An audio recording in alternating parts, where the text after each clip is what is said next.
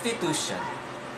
Prostitution is the business or practice of engaging in sexual activity and exchange for payment. What is prostitution?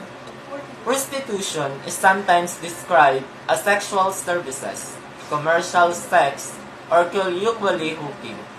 It is sometimes referred to euphemistically as the world's oldest petitions, English-speaking world. What are the types of prostitution?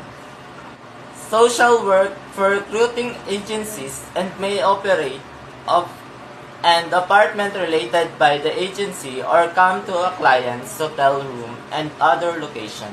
Prostitutes work in massage parlors. Prostitutes who work in bars, casino, or similar establishments.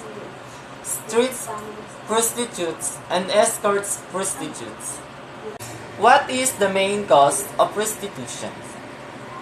Despite the sexual drive, the main reason for prostitution in all groups is money. Money is skewed by 85% of the prostitutes says food. Some have to pay for housing, food and daycare for their children. Others must be paid for their drug abuse, while others want an extra week's holiday abroad. What is the effects of prostitution? Main effects.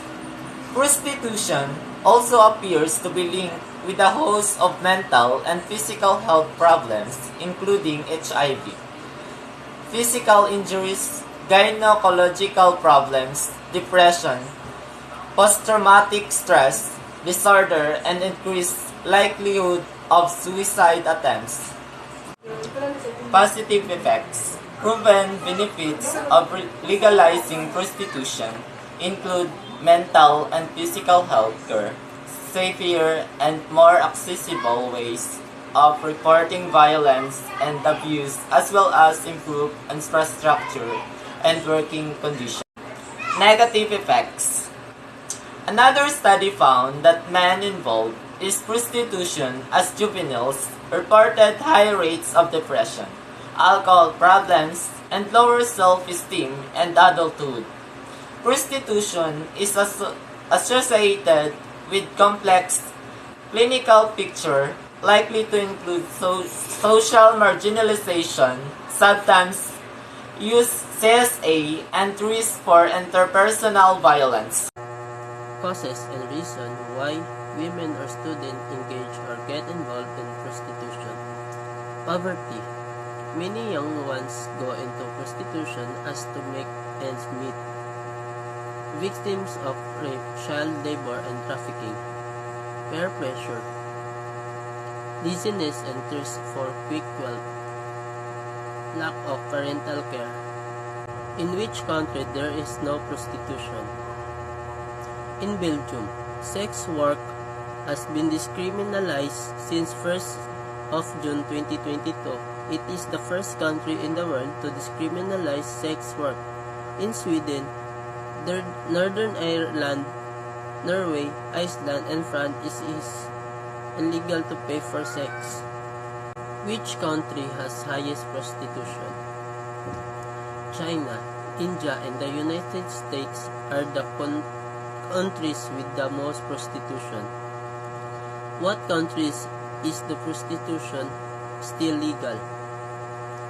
Countries where prostitution is still legal by year 2022 are the Netherlands, Bolivia, Greece, Hungary, and Germany.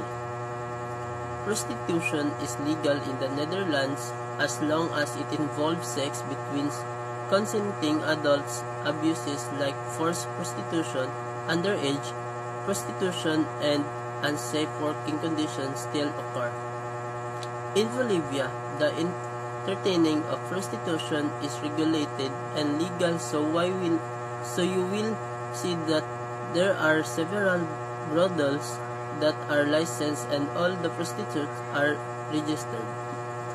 The prostitution is a federal law in Germany that regulates the legal state of prostitution as a service in order to improve the legal and social situation of prostitutes.